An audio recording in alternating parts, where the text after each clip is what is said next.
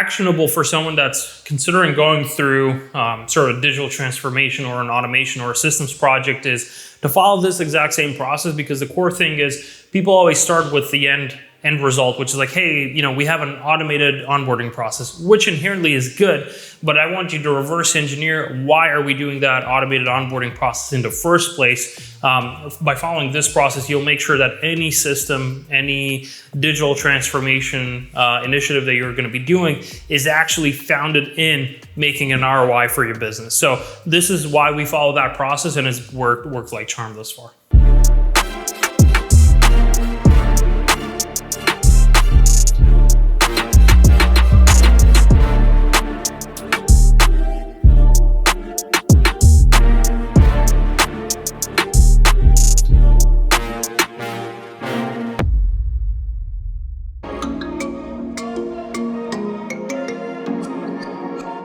Agenda for this call is going to be basically kind of 2-3 core parts.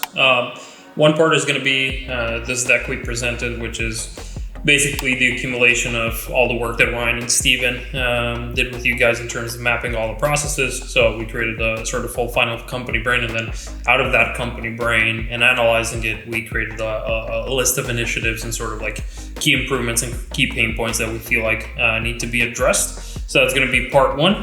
Part two is going to be the actual demo of the prototype that we had the team put together. So we're going to go through that. And then part three is basically going to be talking next steps, answering questions, etc.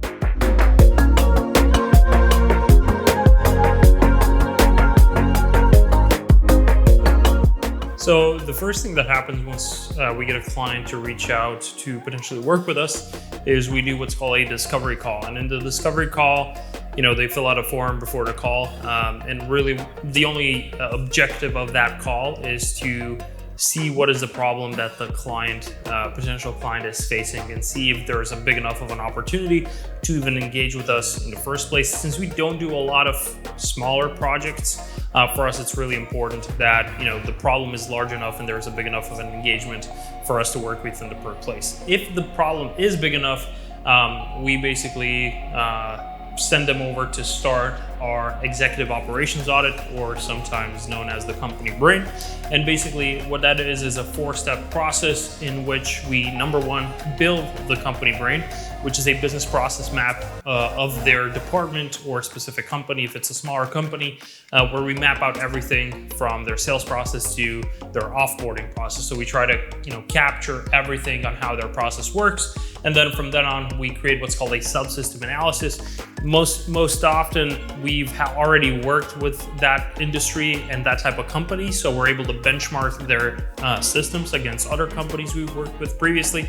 So we basically analyze each individual part of their system, and then we build them a prototype based on these two that would potentially solve the problem that they're facing. The reason we do a prototype and not just a deck is we really believe that prototypes and visual representation of a solution do so much more in explaining people what is it that they will be getting than just talking about it and showing it on a deck, right? So the prototype is really useful because the client can click through it, they can sort of see the direction that we're trying to go in and see if that would be useful for them. And then finally, we present them the strategic initiatives that we see long-term for their company outside of just solving their first problem. And usually this spans out multiple quarters, and those initiatives oftentimes change in priority as the company continues to evolve. And then after they finish the executive operations audit, they can either work with us on a project basis or they work with us on an agile fashion. Larger companies more often go towards project basis. So you have companies with predefined scope and budgets. They really like to do projects. And then smaller companies that are kind of ever changing. So think about SMEs and mid-market companies. They always prefer sort of the agile methodology where we can change priorities on a monthly basis and only work on the things that are the most pressing. So those are then the engagements that they kind of continue with us after doing that. The reason we do the company brain and the executive operations audit is in the first place is We have 3 priorities at OpsKings. So number 1 priority, and the first thing we focus on, is how can we increase the top line revenue of an organization that comes to work with us, right? So that's either unlocking their, sometimes people have a waiting list, sometimes people have a big churn problem or retention problem, so helping fix that. Or it's just, hey, let's help them cross-sell, upsell, and downsell, increase the LTV of their customers and help them grow by that. That's priority number 1. Priority number 2 is executive bandwidth, right? So managers, executives, and owners, usually when they approach us, they're bottlenecked by the day-to-day operations. They're kind of handling fires, they're doing firefighting, they're stuck in the day-to-day ops. And our second priority is how can we let the executive team sort of step outside of that so they can be focused on continuing to grow the business and push initiatives that are growing the company. And then the third priority, and only third priority, is then actually cutting expenses and cutting costs, which is usually through, hey, how can we make sure that one person can handle 30% more volume that previously, how can we automate this onboarding step, or et cetera, right? So that's just how can we, compress time and save expenses. So that is the reason why we do it, because once we go through this process, then we have a really clear understanding of where the opportunities are and how can a company actually make money when they decide to work with us.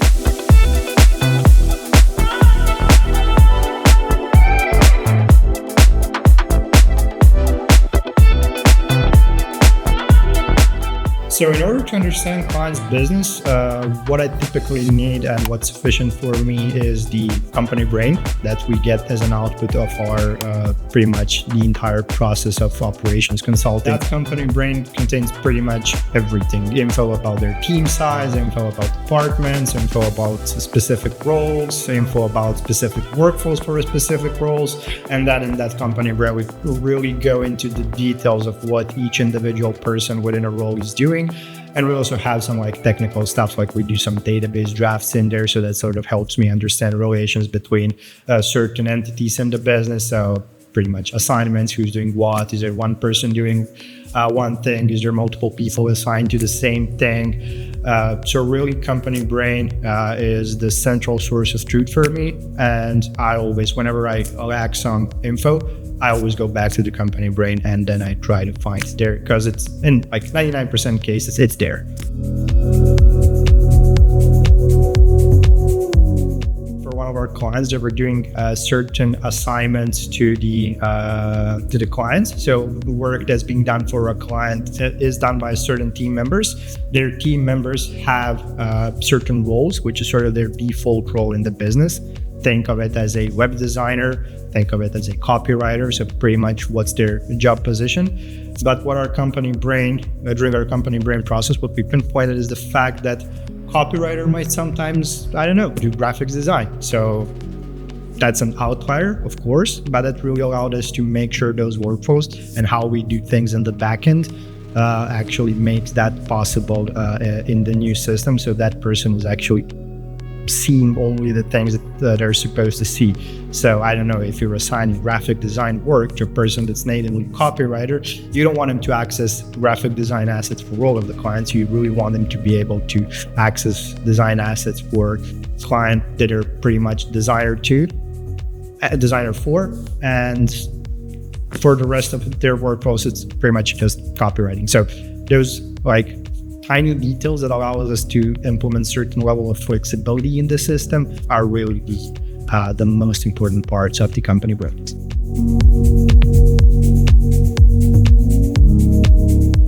Let's go to the demo. So by the way, you're also going to get a link to this. So this is going to be fully clickable for you to go through.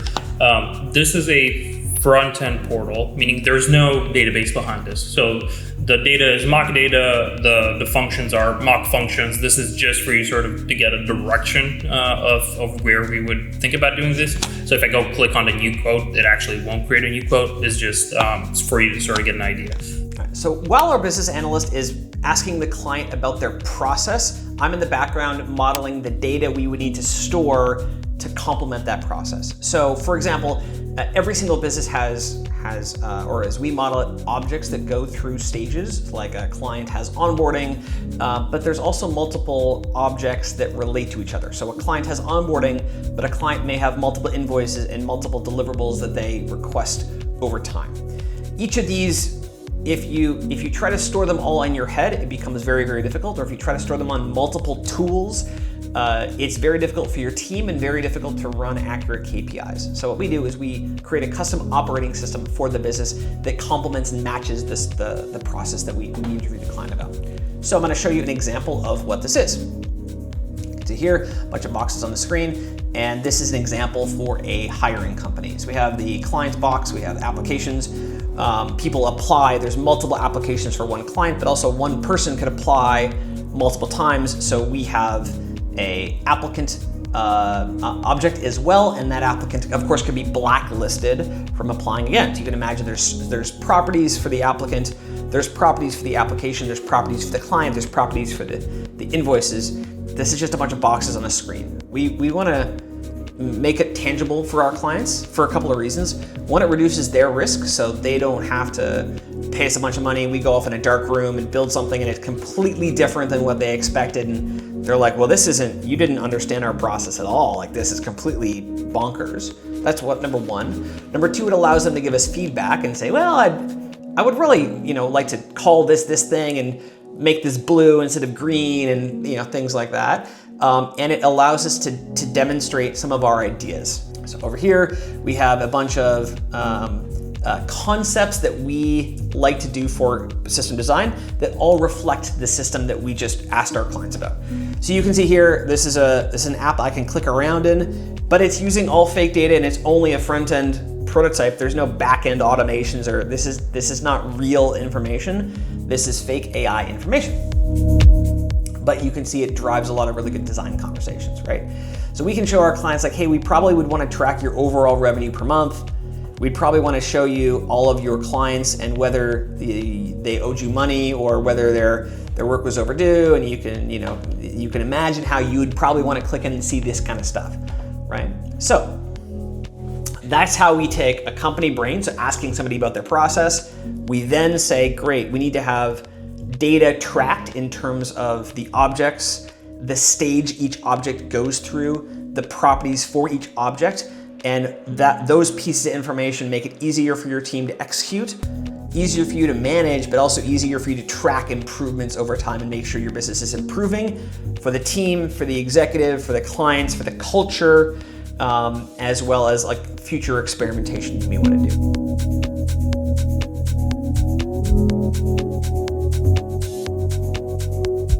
Quick update on our end. I think we did, or we're currently doing 9 audits total.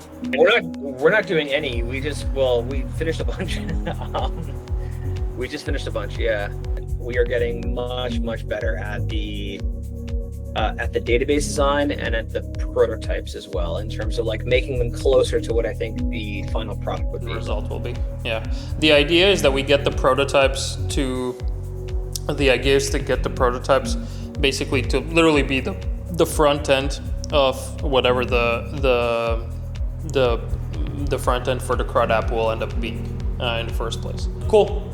Everything clear. Everyone else have a great rest of the day. And we'll keep you posted on the new clients that come along. All right. Have a great day.